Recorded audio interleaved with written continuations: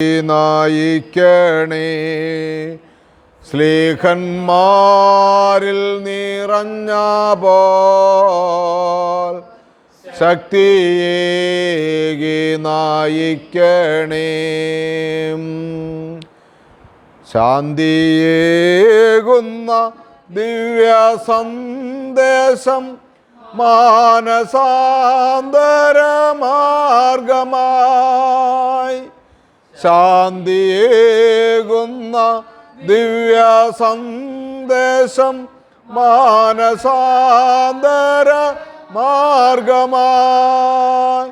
യേശുയേക വിമോചകനെന്ന വിശ്വമാകെയുദ്ഘോഷിക്കാൻ. യേശുയേക വിമോചകനെന്ന് വിശ്വമാകെയും സ്ലീഹന്മാരിൽ നിറഞ്ഞ പോൽ ശക്തിയേകി. ചേർന്ന് പാടാം. സ്ലീഹന്മാരിൽ നിറഞ്ഞ പോൽ ശക്തിയേകി. അത്ഭുതങ്ങളും രോഗശാന്തിയും യേശുവിൻ തിരുനാമത്തിൽ. അത്ഭുതങ്ങളും രോഗശാന്തിയും യേശുവിൻ തിരുനാമത്തിൽ. സാധ്യമായെന്നും ഈ സമൂഹത്തിൽ ദൈവരാജ്യം വളർന്നിടാൻ. സാധ്യമായെന്നും ഈ സമൂഹത്തിൽ ദൈവരാജ്യം. സ്ലീഹന്മാരിൽ നിറഞ്ഞ പോൽ ശക്തിയേകി. സ്ലീഹന്മാരിൽ ശക്തിയേകി. ദൈവാരൂപിയെ സ്നേഹജ്വാലയായി സ്വർഗത്തിൽ നിന്നും അഗ്നിനാളമായി ഞങ്ങളിൽ വന്നു വാണിടോ. അഗ്നിനാളമായി നവ്യജീവനായി ഞങ്ങളിൽ വന്നു. പ്രാർത്ഥിക്കാം. Hallelujah, hallelujah. ദൈവമേ ആരാധന. സ്തോത്രം, സ്തോത്രം, സ്തോത്രം, സ്തോത്രം. യേശുവേ ആരാധന. പരിശുദ്ധാത്മാവേ നന്ദി, നന്ദി, നന്ദി. എല്ലാവരും ചേർന്ന് സ്തുതിക്കുക. ഇന്നത്തെ വചന ശുശ്രൂഷ നമുക്ക് ധാരാളം കൃപകളാൽ നിറഞ്ഞ് കർത്താവിനെ സ്തുതിക്കുവാനും ആരാധിക്കുവാനും അവൻ പഠിപ്പിക്കുന്ന വഴിയിലൂടെ സഞ്ചരിക്കുവാനും ദൈവകൃപ ചൊരിയുന്നതിന് വേണ്ടി ഹല്ലേലൂയ പ്രാർത്ഥിക്കാം. ദൈവമക്കളെ, ദൈവസന്നിധിയിൽ നമ്മളെ തന്നെ പൂർണ്ണമായി സമർപ്പിക്കാം, ആരാധിക്കാം. ഹല്ലേലൂയ, ഹല്ലേലൂയ, ഹല്ലേലൂയ, ഹല്ലേലൂയ, ഹല്ലേലൂയ. ആരാധിക്കുന്നു, ആരാധിക്കുന്നു, ആരാധിക്കുന്നു. യേശുവേ, യേശുവേ, യേശുവേ.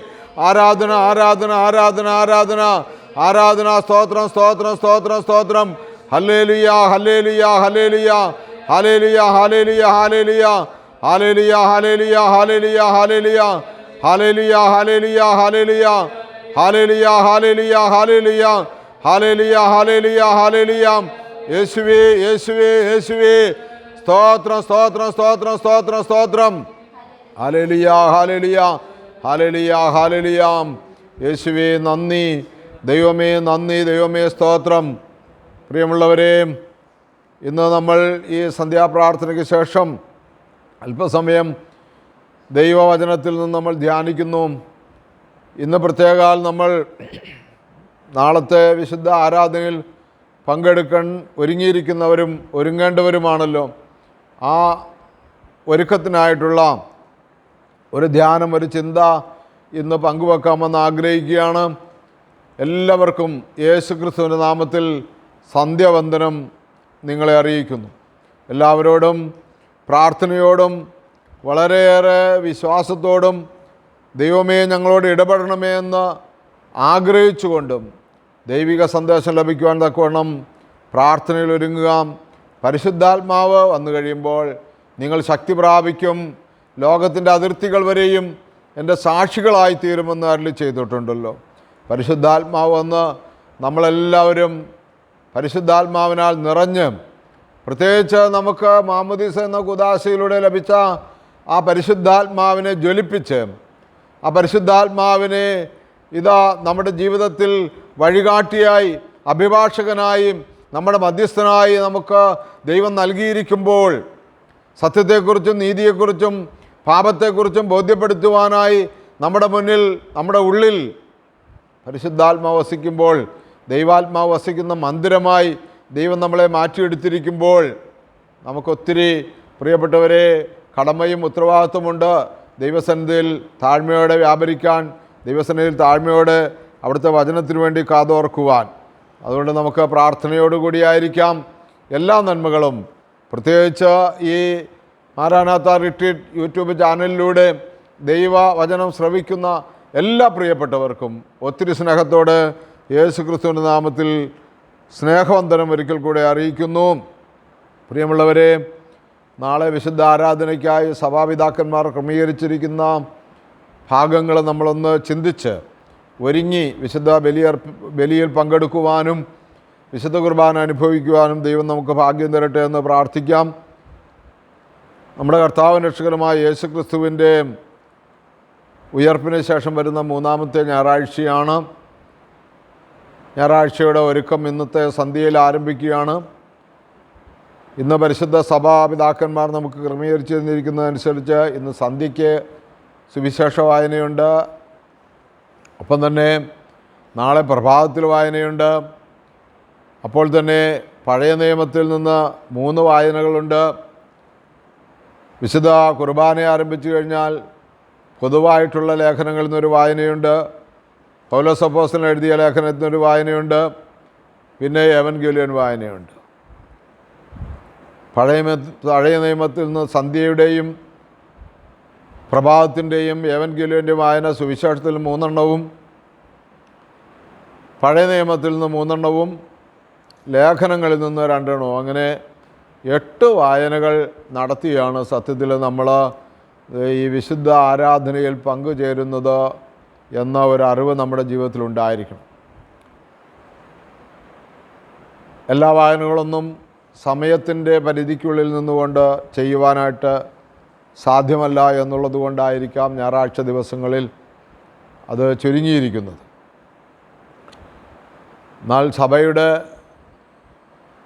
ഔദ്യോഗികമായിട്ടുള്ള ക്രമീകരണത്തിൽ ഇത്തരം കാര്യങ്ങൾ ക്രമീകരിച്ചിരിക്കുന്നതുകൊണ്ട് എൻ്റെ മനസ്സിലങ്ങനെ ഒരു ചിന്ത കടന്നു വന്നു. നമുക്ക് ആ ഭാഗങ്ങളെല്ലാം ഒന്ന് ഒരുങ്ങി പോകാമെന്ന് ഇങ്ങനെ ആഗ്രഹിച്ചു പോവുകയാണ്. അപ്പോൾ ഞാനിവിടെ ആരംഭിക്കുന്നത്, പ്രിയമുള്ളവരെ, പ്രാർത്ഥനയോടെ നിങ്ങൾ ശ്രദ്ധിക്കണം. ആരംഭിക്കുന്ന ഭാഗം പഴയ നിയമത്തിൽ നിന്നാണ്.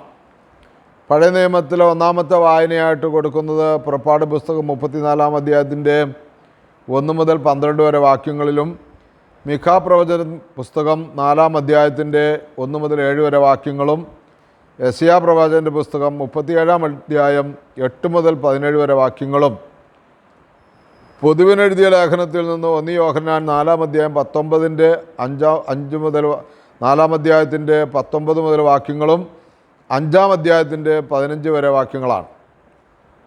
പൗലോസിലേക്ക് എഴുതിയ ലേഖനത്തിൽ നിന്ന് എബ്രായർ ലേഖനം 11-ൻ്റെ 3 മുതൽ 6 വരെ വാക്യങ്ങളാണ്.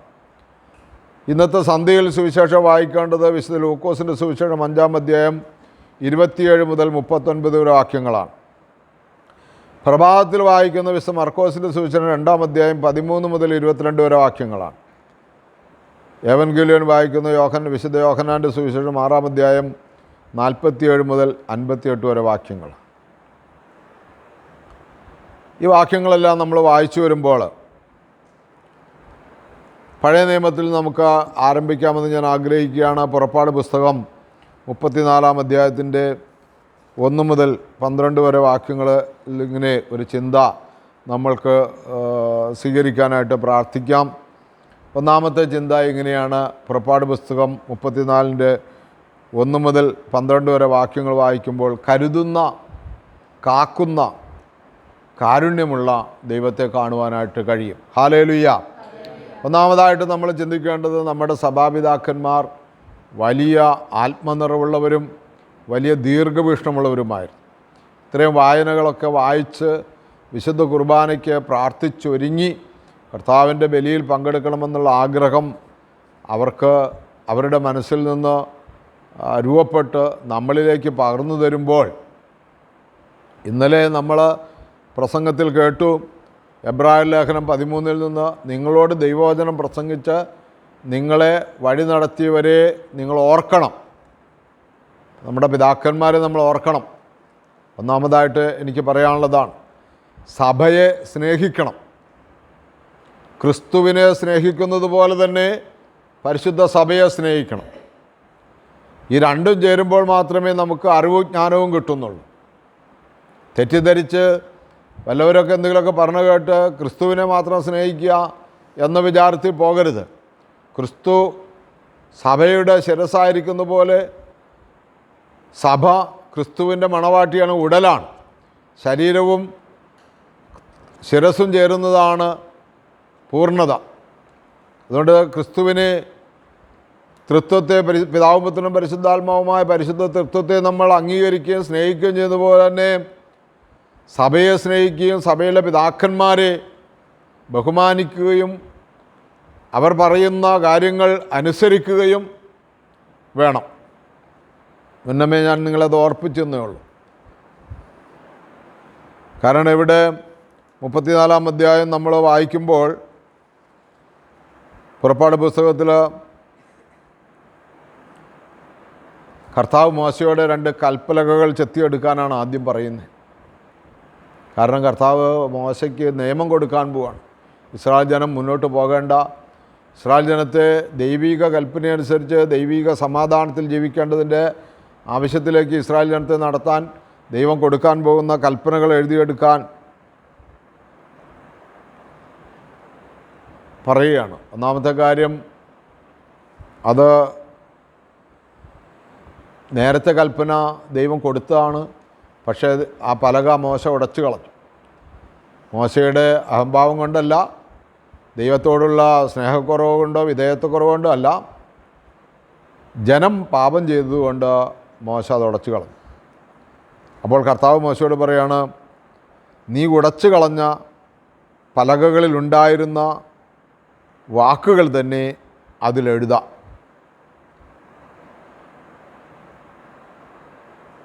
അതാണ് അതിൻ്റെ ആരംഭം.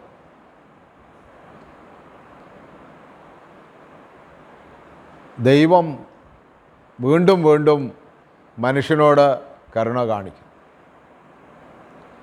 ഒന്നാമത്തെ ചിന്തയിൽ കരുതുന്നവനും കാക്കുന്നവനുമാണ്. അതിൻ്റെ 5-ാമത്തെ വാക്യം നമ്മൾ വായിക്കുമ്പോൾ, കർത്താവ് മേഘത്തിലിറങ്ങി വന്ന് അവൻ്റെ അടുക്കൽ നിൽക്കുകയും കർത്താവ് എന്ന തൻ്റെ നാമം പ്രഖ്യാപിക്കുകയും ചെയ്തു. ശ്രദ്ധിച്ച് കേട്ടോളണം, കർത്താവ് മേഘത്തിലിറങ്ങി വന്ന് അവൻ്റെ അടുക്കൽ നിൽക്കുകയും കർത്താവ് എന്ന തൻ്റെ നാമം പ്രഖ്യാപിക്കുകയും ചെയ്തു. ദൈവം മോശയുടെ അടുക്കൽ വന്ന് നിന്നു.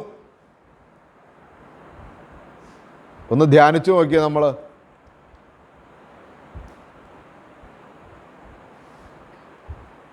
ആട്ടിടയനായിരുന്ന, ആടുകളെ തെറ്റി നടന്ന മോശയെ ദൈവം വിളിച്ച് ഇസ്രായേൽ ജനത്തെ നയിക്കാൻ വിളിച്ച് വേർതിരിച്ചിട്ട് ദൈവം മോശയോട് തൻ്റെ അടുക്കൽ വന്ന് സംസാരിക്കുക. ദൈവം നമ്മോട് കൂടെ എന്ന അർത്ഥമുള്ള ഇമ്മാനുവേൽ എന്ന് അവൻ വിളിക്കപ്പെടും. ഹല്ലേലൂയ. എന്നിട്ട് കർത്താവിൻ്റെ നാമം പ്രഖ്യാപിക്കുകയും ചെയ്തു. 6-ാമത്തെ വാക്യം ഇങ്ങനെയാണ് പറയുന്നത്, അവിടുന്ന് ഇപ്രകാരം ഉദ്ഘോഷിച്ചുകൊണ്ട് അവൻ്റെ മുമ്പിലൂടെ കടന്നുപോയി. ഇപ്രകാരം ഉദ്ഘോഷിച്ചുകൊണ്ട് അവൻ്റെ മുമ്പിലൂടെ കടന്നുപോയി, കർത്താവ് കാരുണ്യവാനും കൃപാനിധിയുമായ ദൈവം. ശ്രദ്ധിച്ച് കേട്ടോളണം, കർത്താവ് കാരുണ്യവാനും കൃപാനിധിയുമായ ദൈവം, കോപിക്കുന്നതിൽ വിമുഖൻ, സ്നേഹത്തിലും വിശ്വസ്തതയിലും അത്യുദാരൻ. ഹല്ലേലൂയ, ഹല്ലേലൂയ, ഹല്ലേലൂയ. കർത്താവിൻ്റെ സ്വഭാവമാണ്. കർത്താവ് കാരുണ്യവാനും കൃപാനിധിയുമാണ്. കോപിക്കുന്നതിൽ വിമുഖനാണ്. കോപിക്കാൻ യാതൊരു താല്പര്യവും കർത്താവിന് ഇല്ല. സ്നേഹത്തിലും വിശ്വസ്തതയിലും അത്യുദാരൻ. അത്യുദാരൻ എന്ന് പറഞ്ഞാൽ അധികമധികമായി കൊടുക്കുന്നവൻ, കണക്കില്ലാതെ കൊടുക്കുന്നവൻ. എന്തൊക്കെ? സ്നേഹവും വിശ്വസ്തതയും. മാത്രമല്ല 7-ാം വാക്യം പറയുന്നു, തെറ്റുകളും കുറ്റങ്ങളും പാപങ്ങളും ക്ഷമിച്ചുകൊണ്ട് ആയിരങ്ങളോട് കരുണ കാണിക്കുന്നവൻ. തെറ്റുകളും കുറ്റങ്ങളും പാപങ്ങളും ക്ഷമിച്ചുകൊണ്ട് ആയിരങ്ങളോട് കരുണ കാണിക്കുന്നവൻ. എന്നാൽ കുറ്റവാളിയുടെ നേരെ കണ്ണടയ്ക്കാതെ പിതാക്കന്മാരുടെ കുറ്റങ്ങൾക്ക് മക്കളെയും മക്കളുടെ മക്കളെയും 3-4 തലമുറയോളം ശിക്ഷിക്കുന്നവൻ. ഹല്ലേലൂയാം, ഹല്ലേലൂയാം. ചേർന്ന് പറഞ്ഞേ, ഉറക്കെ പറഞ്ഞേ ഹല്ലേലൂയാം. കരമുയർത്തി പറഞ്ഞേ ഹല്ലേലൂയാം, ഹല്ലേലൂയാം, ഹല്ലേലൂയാം.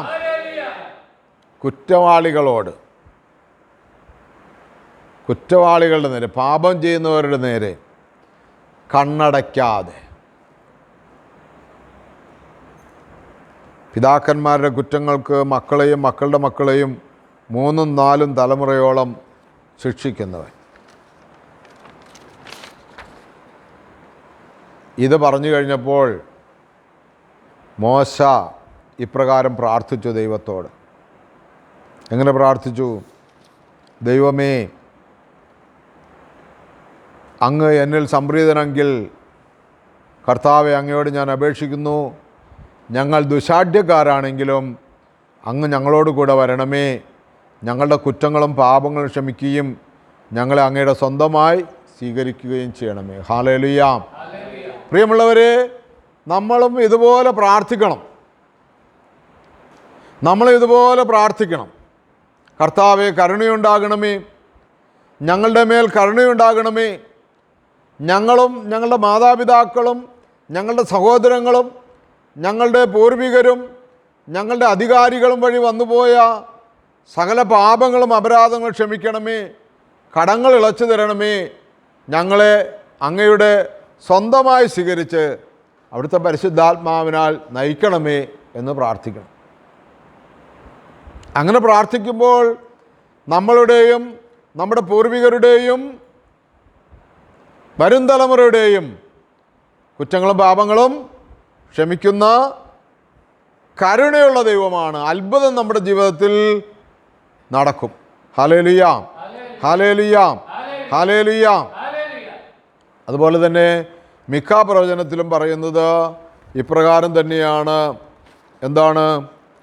കർത്താവ് നമുക്ക് അഭയകേന്ദ്രമാണെന്നാണ് പറയുന്നത്. മിഖാ പ്രവചനം എത്രാമത്തെ അധ്യായമാണെന്നറിയാം? 4-ാം അധ്യായം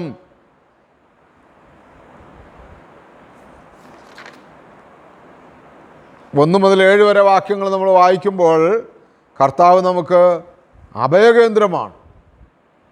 അതാണ് നമ്മുടെ ബലം. നമുക്കെല്ലാവർക്കും കർത്താവിൻ്റെ മുൻപിൽ അഭയമുണ്ട്.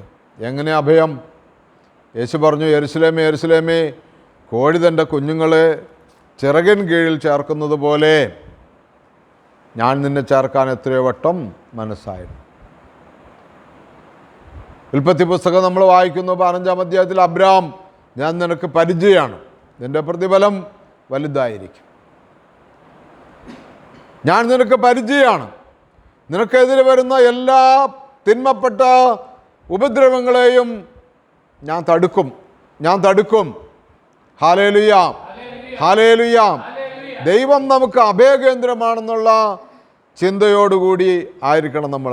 വീണ്ടും യെശയ്യാ പ്രവചനം പഴയ നിയമത്തിലെ വായനയാണ്. 37-ാമത്തെ അധ്യായം 8 മുതൽ 17 വരെ വായിക്കുമ്പോൾ ഈ വചനത്തോട് ഒത്തുചേർന്നാണ്.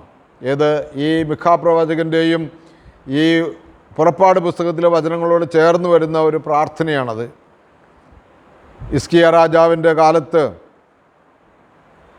വലിയ ദോഷങ്ങൾ ആ സമൂഹം അനുഭവിക്കേണ്ടതായിട്ട് വന്നപ്പോൾ ഹിസ്കിയയുടെ ഒരു പ്രാർത്ഥനയാണ്.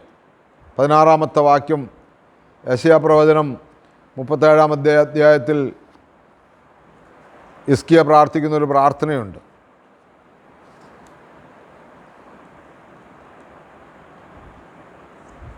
കർത്താവേ, അങ്ങ് മാത്രമാണ് ഭൂമിയിലെ എല്ലാ രാജ്യങ്ങളുടെയും ദൈവം. രാജാക്കന്മാർ ആക്രമിക്കുന്നു, തമ്മിൽ യുദ്ധം ചെയ്യുന്നു, വലിയ ഭീഷണി മുഴക്കുന്നു. ഇന്നും ധാരാളമുള്ളത് സംഭവങ്ങളാണല്ലോ. ഹിസ്കിയ പ്രാർത്ഥിക്കുന്നത് എങ്ങനെയാണ്? വിശ്വാസത്തോടെ പ്രാർത്ഥിക്കുകയാണ്, ഏറ്റുപറഞ്ഞ് പ്രാർത്ഥിക്കുകയാണ്. കർത്താവേ, അങ്ങ് മാത്രമാണ് ഭൂമിയിലെ എല്ലാ രാജ്യങ്ങളുടെയും ദൈവം. Hallelujah, hallelujah. അപ്പോൾ നാളെ വിശുദ്ധ ബലിയിൽ പങ്കെടുക്കുവാനായിട്ട് നമ്മൾ ആഗ്രഹിക്കുകയും അതിനുവേണ്ടി നമ്മൾ ഒരുങ്ങുകയും ചെയ്യുമ്പോൾ ഒന്നാമത്തെ ചിന്ത, പ്രിയമുള്ളവരെ, എന്താണ്? നമ്മളോട് കരുണ കാണിക്കുന്ന ദൈവമാണ്. എന്നാൽ തെറ്റ് ചെയ്താൽ തലമുറകളോട് കണക്ക് ചോദിക്കുന്ന ദൈവമാണ്. Hallelujah, hallelujah. അതുകൊണ്ട് നാം പ്രാർത്ഥിച്ചൊരുങ്ങണം. ദൈവമേ, എന്നോടും എൻ്റെ കുടുംബത്തോടും എൻ്റെ സമൂഹത്തോടും എൻ്റെ പൂർവികരോടും എല്ലാം പൊറുക്കണമേ എന്ന് പ്രാർത്ഥിച്ചുകൊണ്ട് മുന്നോട്ട് പോകുവാനായിട്ട് കഴിക്കണം. രണ്ടാമത്തെ ചിന്തയായിട്ട് നമ്മൾ ഇന്ന് കാണുന്നതും ധ്യാനിക്കുന്നതും ലേഖനങ്ങളിൽ നിന്നാണ്. അത് പൊതുവിനോട് എഴുതിയ ലേഖനം, ഒന്നാമത്തെ ലേഖനം 4-ാം അധ്യായത്തിൻ്റെ 19 മുതൽ 19-ാം വാക്യം തുടങ്ങി 5-ാം അധ്യായത്തിൻ്റെ 15 വരെ വാക്യങ്ങളാണ്. അത് നിങ്ങൾ ഇന്ന് വായിച്ചു കൊള്ളണം. ഇന്ന് വായിക്കാനിടം കിട്ടിയില്ലെങ്കിൽ പ്രഭാതത്തിൽ വായിക്കണം. ഇങ്ങനെയാണ് രണ്ടാമത്തെ ചിന്തയെക്കുറിച്ച് പറയുന്നത്. സ്നേഹമാണ്, സ്നേഹത്തെക്കുറിച്ചാണ് അവിടെ ശ്ലീഹ പറയുന്നത്. സ്നേഹത്തിന് ഭയമില്ല എന്നാണ്. സ്നേഹത്തിൽ ഭയത്തിനിടമില്ല. പൂർണ്ണമായ സ്നേഹം ഭയത്തെ ബഹിഷ്കരിക്കുന്നു. ഹല്ലേലൂയ, ഹല്ലേലൂയ, ഹല്ലേലൂയ. പൂർണ്ണമായ സ്നേഹം ഭയത്തെ ബഹിഷ്കരിക്കുന്നു.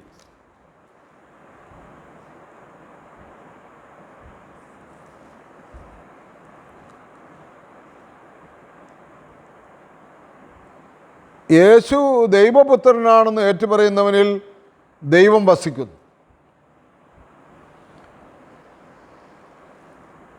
സ്നേഹത്തിൽ ഭയത്തിനിടമില്ല. നമ്മൾ ഭയമുള്ളവരാണെങ്കിൽ, നമ്മുടെ ഉള്ളിൽ ഏതെങ്കിലും വിഷയങ്ങളെക്കുറിച്ച് ഭാരമുണ്ടെങ്കിൽ നമ്മൾ ദൈവസ്നേഹം തികഞ്ഞിട്ടില്ല. അതുകൊണ്ട് നമ്മൾ രണ്ടാമത്തെ ചിന്തയിലേക്ക് വരുമ്പോൾ പ്രാർത്ഥിക്കണം, ദൈവമേ, അങ്ങയെ സ്നേഹിക്കുവാൻ എനിക്ക് കൃപ നൽകണമേ എന്ന് പ്രാർത്ഥിക്കണം. യേശു പ്രകാരം അരുളി ചെയ്തിരിക്കുന്നു, എന്നേക്കാൾ അധികമായി പിതാവിനെയോ മാതാവിനെയോ ഭാര്യയോ മക്കളെയോ വസ്തുവകളെയോ സ്നേഹിക്കുന്നവർക്കാർക്കും എൻ്റെ ശിഷ്യനായിരിക്കാൻ സാധ്യമല്ല. ഹല്ലേലൂയ. നിന്റെ ദൈവമായ കർത്താവിനെ പൂർണ്ണ ഹൃദയത്തോടും പൂർണ്ണ ആത്മാവോടും പൂർണ്ണ ശക്തിയോടും കൂടെ സ്നേഹിക്കണം. ഹല്ലേലൂയ, ഹല്ലേലൂയ, ഹല്ലേലൂയ, ഹല്ലേലൂയ. അതുകൊണ്ട് സ്നേഹിക്കാൻ എന്നെ പഠിപ്പിക്കണമേ, സ്നേഹിക്കുവാനുള്ള കൃപ എനിക്ക് നൽകണമേ എന്ന് പ്രാർത്ഥിച്ചുകൊണ്ടിരിക്കണം.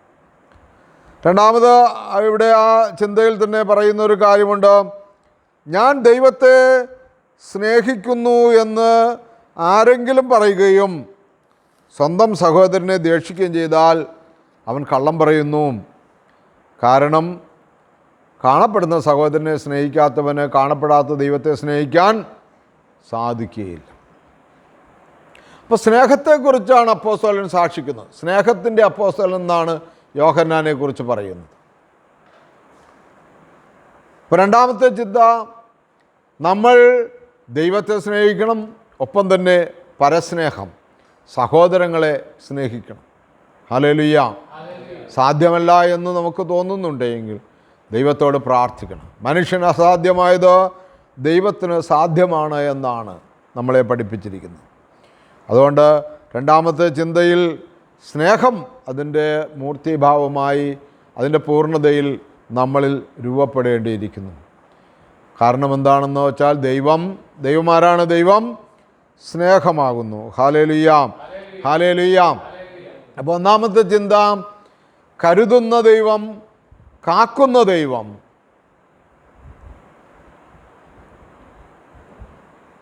വിശ്വാസത്തോടെ പ്രാർത്ഥിച്ചാൽ ഒന്നിനൊരു കുറവില്ലാതെ നടത്തുന്ന ദൈവം. രണ്ടാമത്തെ ചിന്ത, സ്നേഹത്തിൽ അധിഷ്ഠിതമായി എല്ലാ കാര്യങ്ങളും പ്രവർത്തിക്കണമെന്നുള്ളതാണ്. സമയത്തിൻ്റെ കുറവ് കൊണ്ട് സ്പീഡിൽ പോകാൻ ആഗ്രഹിക്കുന്നു.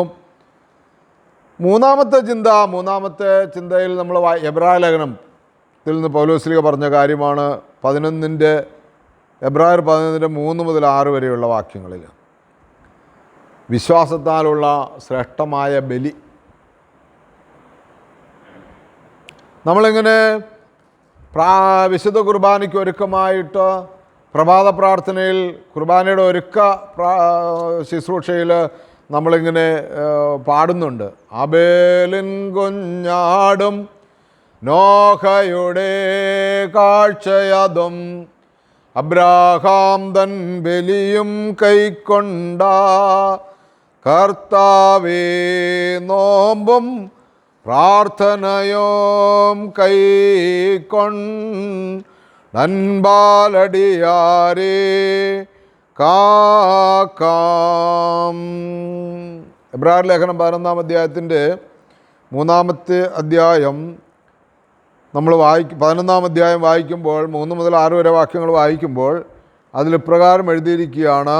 4-ാമത്തെ വാക്യം, വിശ്വാസം മൂലം ആബേൽ കായേണ്ടതിനേക്കാൾ ശ്രേഷ്ഠമായ ബലി ദൈവത്തിന് സമർപ്പിച്ചു. ഹല്ലേലൂയ.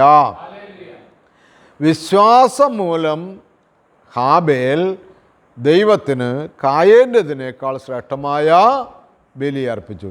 അപ്പോൾ ബലിയർപ്പണത്തിൽ പങ്കെടുക്കാനായിട്ട്, വിശുദ്ധ കുർബാനയിൽ പങ്കെടുക്കാനായിട്ട് പോകുമ്പോൾ നമ്മളെ കരുതുകയും നമ്മളെ കാക്കുകയും ചെയ്യുന്ന, വിശ്വാസത്തോടുകൂടി പ്രവർത്തിച്ചാൽ, വിശ്വാസത്തോടുകൂടി പ്രാർത്ഥിച്ചാൽ നമ്മളെ എല്ലാ വിധത്തിലും അനുഗ്രഹിക്കുകയും എല്ലാ വിധത്തിലും നമ്മളെ ശ്രേഷ്ഠമായി കാണുകയും ചെയ്യുന്ന ഒരു ദൈവത്തെ പഴയ നിയമത്തിൽ നിന്ന് പിതാക്കന്മാർ നമ്മളെ കാണിച്ചു തന്നു. ദൈവത്തിന് മഹത്വം കരയേറ്റാം. രണ്ടാമത്, സ്നേഹത്തോടു കൂടിയാണ്, ദൈവസ്നേഹത്തിൻ്റെ പാരമ്യത്തിലാണ് എല്ലാ കാര്യങ്ങളും ചെയ്യേണ്ടതെന്ന് നമ്മളെ കാണിച്ചു തന്നു. ആ ദൈവസ്നേഹത്തിൻ്റെ പാരമ്യം എന്ന് പറയുന്നത് പൂർണ്ണമായ വിശ്വാസമാണ്. ഹല്ലേലൂയാം. എല്ലാവരും ചേർന്ന് പറഞ്ഞേ ഹല്ലേലൂയാം, ഹല്ലേലൂയാം. ആ പൂർണ്ണമായ സ്നേഹത്തിൽ വരുമ്പോൾ പൂർണ്ണമായ വിശ്വാസം വരുന്നു. പൂർണ്ണമായ വിശ്വാസം വന്നു കഴിയുമ്പോൾ നമ്മുടെ ബലി കായേണ്ടതിനേക്കാൾ ശ്രേഷ്ഠമായി മാറുന്നു. എന്താണ്? ഹാബേലിൻ്റെ ബലി. അപ്പോൾ വിശുദ്ധ കുർബാനയിൽ നമ്മൾ പാടുകയാണ്, ഞാൻ ഹാബേലിൻ്റെ ബലിയുമായിട്ടാണ്. ഹാബേലിൻ്റെ ബലി, ഹാബേലിൻ കുഞ്ഞാടും നോഹയുടെ കാഴ്ചയതും അബ്രാഹാം തൻ ബലിയും കൈക്കൊണ്ട കർത്താവേ നോമ്പും പ്രാർത്ഥനയോം കൈക്കൊണ്ടൻപാലടിയാരേ കാക്കാം. നോമ്പും പ്രാർത്ഥനയും കൈക്കൊണ്ട് ഞാൻ ഹാബേലിൻ്റെ ബലി പോലെ, നോഹയുടെ കാഴ്ച പോലെ, അബ്രാഹത്തിൻ്റെ ബലി പോലെ എൻ്റെ ബലിയും അർപ്പിക്കാനായിട്ട് ഞാൻ വരികയാണ്. ഹല്ലേലൂയ. എൻ്റെ പങ്ക് ഞാൻ തിരുസന്നിധിയിൽ ഏൽപ്പിക്കുകയാണ്. ഞാനും വരികയാണ്. അതുകൊണ്ട് വിശ്വാസത്തോടു കൂടി വരണം. വിശ്വാസത്തോടു കൂടി വരുമ്പോൾ ആബേലിൻ്റെ ബലിയേക്കാൾ ശ്രേഷ്ഠമായ ബലി കായേൻ്റെ ബലിയേക്കാൾ ശ്രേഷ്ഠമായ ബലി ഹാബേലിന് സമർപ്പിക്കുവാനായിട്ട് കഴിഞ്ഞു. അതിനാൽ അവൻ നീതിമാനായി അംഗീകരിക്കപ്പെട്ടു. അവൻ സമർപ്പിച്ച കാഴ്ചകളെക്കുറിച്ച് ദൈവം തന്നെ സാക്ഷ്യം നൽകി. അവൻ മരിച്ചെങ്കിലും വിശ്വാസത്തിൽ അവൻ ഇന്നും സംസാരിക്കുന്നു. ഹല്ലേലൂയ. അവൻ മരിച്ചുവെങ്കിലും വിശ്വാസത്തിലൂടെ അവൻ ഇന്നും സംസാരിക്കപ്പെടുകയാണ്. ഹാബേൽ എന്നും പ്രസംഗിക്കപ്പെടുകയാണ്. പ്രിയമുള്ളവരെ, നാളത്തെ നഷ്ടമല്ല, ഇന്നിൻ്റെ ബലിയെക്കുറിച്ച് ചിന്തിക്കുമ്പോൾ ഇന്നിൻ്റെ നഷ്ടം എത്രയാണെങ്കിലും വിശ്വാസത്തോടും സ്നേഹത്തോടും ആദരവോടും ശ്രേഷ്ഠമായ ബലിയർപ്പിക്കാൻ നമുക്ക് കഴിയണം. ഒന്ന്, നമ്മുടെ സമയം നമ്മൾ ദൈവത്തിന് കൊടുക്കണം. നേരത്തെ ഒരുങ്ങി പ്രാർത്ഥിച്ച് ദേവാലയത്തിൽ എത്തിച്ചേരണം. ഈ സന്ധ്യ പിതാക്കന്മാർ ക്രമീകരിച്ചിരിക്കുന്നത് നമുക്ക് നഷ്ടത്തിനല്ല, നമുക്ക് നാശത്തിനല്ല. ചില ചിന്തകളൊക്കെ ചില ആളുകളുടെ ഉള്ളിലൊക്കെ കൊണ്ട് എത്രയോ സമയങ്ങളാണ്, എന്തിനാ ഇതൊക്കെ എന്നൊക്കെ ചോദിക്കുന്ന ആളുകളൊക്കെ ഉണ്ട്. ഞാനാരെയും അങ്ങനെ മോശമായി പറയുന്നതല്ല, പക്ഷേ മനസ്സിൽ എപ്പോഴും ഇങ്ങനെ വിചാരിച്ചു കൊണ്ടിരുന്നോളം അത്തരം ചിന്തകളൊന്നും നമ്മളെ സ്വാധീനിക്കാനിടയാകരുത്. നമ്മൾ ഒരുങ്ങി വരണം. നമ്മുടെ സമയം പ്രധാനപ്പെട്ടതാണ്, നമ്മുടെ സമ്പത്ത് പ്രധാനപ്പെട്ടതാണ്, നമ്മുടെ ആരോഗ്യം പ്രധാനപ്പെട്ടതാണ്. അതുകൊണ്ട് നമ്മൾ ഇത് മൂന്നും വെച്ചുകൊണ്ട് ദൈവത്തിന് ഒന്നാം സ്ഥാനം കൊടുത്തുകൊണ്ട് നല്ലൊരു വിശുദ്ധ ആരാധനയിൽ പങ്കെടുക്കുവാനായിട്ട് നമ്മൾക്ക് കഴിയണം. അതുകൊണ്ട് പ്രിയമുള്ളവരെ, മൂന്നാമത്തെ ചിന്ത വിശ്വാസത്താലുള്ള ശ്രേഷ്ഠമായ ബലി. മൂന്നാമത്തെ ചിന്ത അതാണ്, വിശ്വാസത്താലുള്ള ശ്രേഷ്ഠമായ ബലിയെക്കുറിച്ചാണ് നമ്മൾ മൂന്നാമതായിട്ട് ചിന്തിക്കുന്നത്. നാലാമത്തെ ചിന്തയിലേക്ക് നമ്മൾ വരുമ്പോൾ പ്രിയമുള്ളവരെ, പ്രേക്ഷിതനാകാനുള്ള വിളിയെക്കുറിച്ചാണ് അവിടെ നമ്മളിന്ന് ധ്യാനിക്കുന്നത്. സന്ധ്യയുടെ വായനയാണ് ഇന്നത്തെ ചിന്തയായിട്ട് നമ്മൾ എടുക്കുന്നത്. സന്ധ്യയുടെ വായന. ലൂക്കോസിൻ്റെ സുവിശേഷം 5-ാം അധ്യായം 27 മുതൽ വാക്യങ്ങൾ. ഹല്ലേലൂയാ, ചേർന്ന് പറഞ്ഞേ ഹല്ലേലൂയാ. ശുദ്ധമുള്ള ലൂക്കോസിൻ്റെ സുവിശേഷം 5-ാം അധ്യായം 27 മുതൽ 39 വരെ വാക്യങ്ങൾ. ഇങ്ങനെയാണ് നമ്മൾ വായിക്കുന്നത്. ഇതിനുശേഷം അവൻ പോകും വഴി ലേവി എന്നൊരു ചുങ്കക്കാരൻ ചുങ്കസ്ഥലത്തിരിക്കുന്നത് കണ്ടു. എന്നെ അനുഗമിക്കുക എന്ന് യേശു അവനോട് പറഞ്ഞു. അവനെല്ലാം ഉപേക്ഷിച്ച് എഴുന്നേറ്റ് അവനെ അനുഗമിച്ചു. ലേവി തൻ്റെ വീട്ടിൽ അവന് വേണ്ടി ഒരു വലിയ വിരുന്ന് നടത്തി. ചുങ്കക്കാരുടെയും മറ്റുള്ളവരുടെയും ഒരു വലിയ ഗണം അവരോടൊപ്പം ഭക്ഷണത്തിരുന്നു. ഫരിസയരും നിയമജ്ഞരും പിറുപിറുപ്പോടെ അവൻ്റെ ശിഷ്യരോട് പറഞ്ഞു, നിങ്ങൾ ചുങ്കക്കാരോടും പാപികളോടും ഒത്ത് തിന്നുകയും കുടിക്കുകയും ചെയ്യുന്നതെന്ത്? യേശു അവരോട് പറഞ്ഞു, ആരോഗ്യമുള്ളവർക്കല്ല, രോഗികൾക്കാണ് വൈദ്യനെ കൊണ്ട് ആവശ്യം. ഞാൻ വന്നിരിക്കുന്നത് നീതിമാന്മാരെ വിളിക്കാനല്ല, പാപികളെ പശ്ചാത്താപത്തിലേക്ക് ക്ഷണിക്കാനാണ്. Hallelujah, hallelujah. അപ്പോൾ നമ്മുടെ നമ്മുടെ പ്രേക്ഷിത വിളി എന്ന് പറയുമ്പോൾ, ഇവിടെ ചുങ്കക്കാരൻ ലേവിയെ വിളിക്കുന്നു പറയുമ്പോൾ, യഹൂദന്മാരുടെ കാലത്ത് അല്ലെങ്കിൽ ആ ചിന്തയിൽ ആ നാളുകളിൽ കരം പിരിക്കുന്നവൻ, ചുങ്കം പിരിക്കുന്നവൻ എന്ന് പറഞ്ഞാൽ പാപികളിൽപ്പെട്ടവരാണവർ.